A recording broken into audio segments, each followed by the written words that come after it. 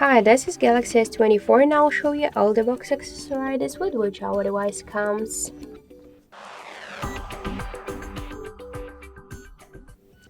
So let's open the box. This is the place for our phone.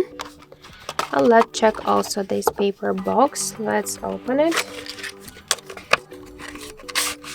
And we could see here the SIM eject tool, the quick start guide, safety guide, and the warranty cards, so some paperwork. And also we got here the USB Type-C cable, so the SIM eject tool, USB cable, and some paperwork. Unfortunately, we have not here any earbuds, the protective case, and the charger. If you want to use all of the accessories, you should buy them separately. So that's it. Thank you for watching, and if you like this video, leave thumbs up and subscribe.